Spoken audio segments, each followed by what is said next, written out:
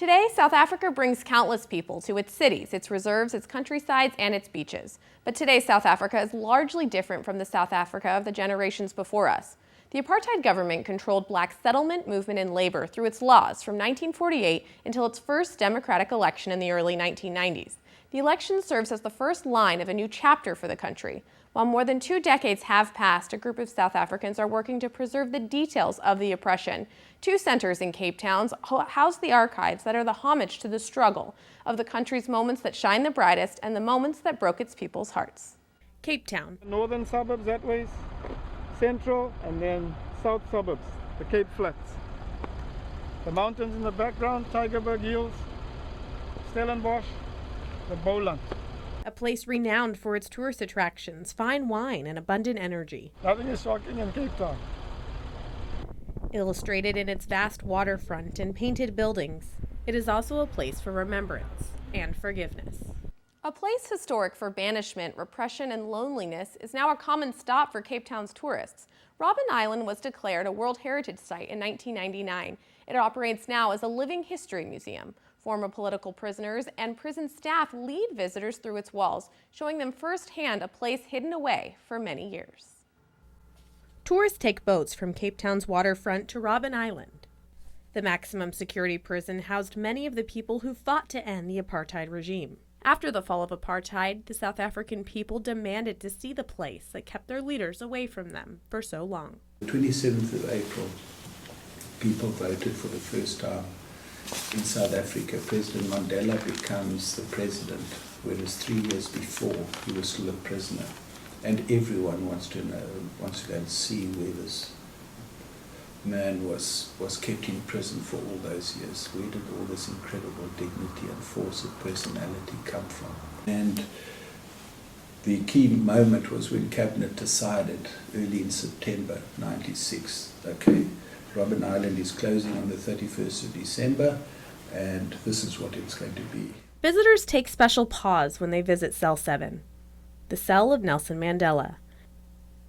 He's the symbolic father of the country and South Africa's first democratically elected president. He lived on Robben Island for almost 2 decades during his imprisonment. There are 5 towers. That is the first tower. And this is the second tower. The third one up there. 2 towers are in that direction. All those towers were always manned by heavily armed sentries to make it a point that prisoners do not escape from this place. It is hard for many people to understand what the prisoners here went through, but walking through the corridors of Robben Island gives them a place to start. So it's like a wonderful space to come into, to feel the pain of centuries there, and to explore our potential as human beings. But for many, it is also a place of closure. Many individuals may have had a father who was killed in the struggle, may have had an uncle who was in prison, may have had a mother who was poor because she was dismissed from work abruptly, like the nanny in Georgia or wherever it was, and have those special moments of pain coming from the experience of oppression. And if they walk into Robben Island, they will always feel it. The University of Western Cape works in tandem with the Robben Island Museum. The Mayabuye Center opened its doors in 2001, offering students, historians, and the community a place to hold the relics of apartheid in their own hands. The center holds hundreds of thousands of newspaper clippings, photographs, oral histories, and more from the people who governed the apartheid era and the people who worked to end it. It's nestled underneath the main library at the University of the Western Cape. Students and historians have a place to pore through the documents of the struggle. Inside its stacks, it holds illustrations of frustration, memories of violence, and the original newspapers that welcomed Mandela to his presidency. The Mayabuye Center's staff says preserving the historical archives is the center's greatest challenge. The University of Western Cape Center and the Robben Island Museum, there can't be one without the other, but neither would be in existence without the work of a cricket player and independent thinker, a man named Andre Odendaal. Andre Odendaal spends his days looking out onto one of the most beautiful cricket stadiums in the world.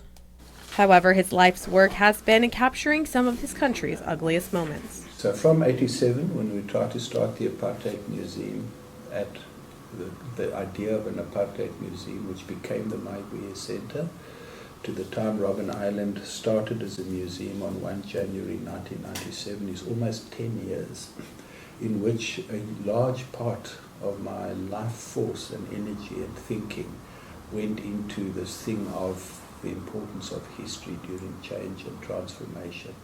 He grew up in apartheid's strongest state, the son of middle-class white farmers who believed strongly in the spirit of apartheid.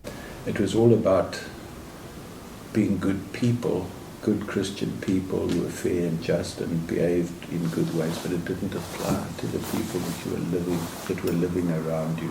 But later, he became the first director of a space dedicated to preserving the culture and heritage of the time he worked diligently to end. Odendaal and his team worked to curate documents, newspaper clippings, and the archives of a past time. Both the Robben Island Museum and the Mayabuye Center archives hold key pieces to the country's history. Staff says, however, the rich archive has become underutilized as the years separating today's South Africa from the apartheid era continue to pass. As the staff at both centers work to digitize and catalog the archives, it becomes increasingly important individuals remember these resources and a time they are fortunate enough to have never known.